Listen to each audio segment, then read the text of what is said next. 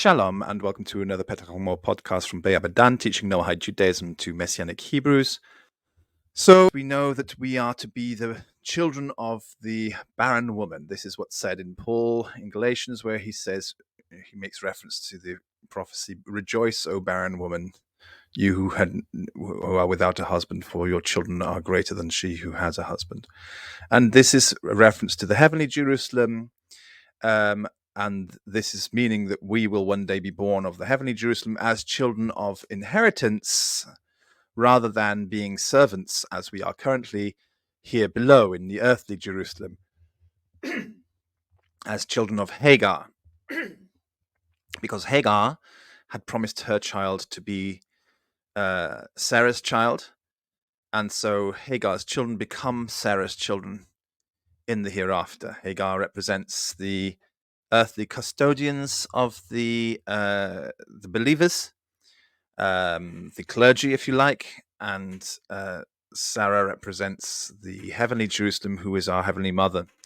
Now, the Jerusalem above is called the bride of the Lamb. The Lamb is the name of God is Hashem. Hashem is also known to be the Torah. So those three names, I should say, we got the Lamb, Hashem, the Torah. These are all the same thing.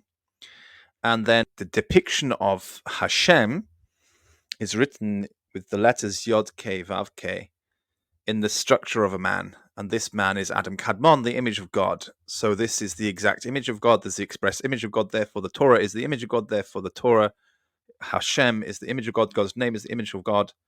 So the word is the image of God. The name is the image of God. The Torah is the image of God. And this is Adam Kadmon, the image of God in which we were created. Adam Kadmon is the image of God in which we were created, but this image is something that we forfeited when we sinned and we fell from grace.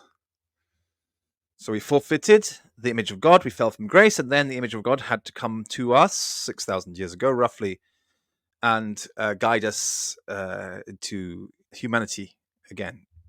The human condition which we had fallen from is what we had to be guided back into. So it came back. The word came to us and guided us again to guide us back to the status where she would be. So this word is the name of God. And of course, the name of God is a name that we will know God by. So it is the Father. Since Jerusalem is our mother, Jerusalem is the bride of the Lamb is our Father, that means our Father is the name. And this is the Lamb that was slain before the foundation of the earth. This is the name of God which is spat upon, is blasphemed amongst the nations, is disgraced, degraded, and it does this, it allows this so that all people will know God. So concerning this name, we know that this name is Theos, and Theos later is called Spirit, and should be worshipped in spirit and truth. So the name there is the Spirit of God, and this Spirit is given to those who hold onto the Torah. Those who hold the Torah inherit the name, because the Torah is the name. So inside of the Torah is a specific kind of life, a type of life. The Torah describes a kind of life. And this life, described in the Torah, is the light of mankind. And it shines in the darkness, and the darkness has not overcome it. Now, this life, described in the Torah, is the life that John the Baptist was proclaiming as coming into the world in his time.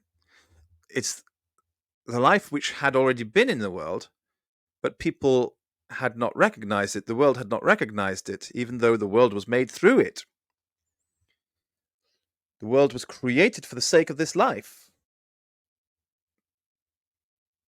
Yet people had not recognized this life. And this life came to the inheritors, to Edom, but he did not receive him. Nevertheless, to those who did receive him, to those like Jacob who believed in Hashem, the name of this life gave them the right to be called children of God, children born not of flesh nor the will of man, but of God, of Hashem, of the Torah. This life that we live gives us the right to be called children of Torah, Bnei Mikra, children of God, children of Hashem, Hashemites. So this life is the description of a life in the Torah. This life can be called the Sunnah. And this Sunnah is a light of mankind. Now, it is blasphemous to say that this Sunnah is what was observed by somebody who was a wicked person, who did wicked things, which were against the Torah. But if we can find somebody who lived the life which was in harmony with the Torah, we can say this person's life was the Sunnah. In other words, this person's life was the glory of God, was the kavod, was the ones who sits on the throne. It is tzadikut, righteousness, Sunnah. It's what stops us from falling into darkness.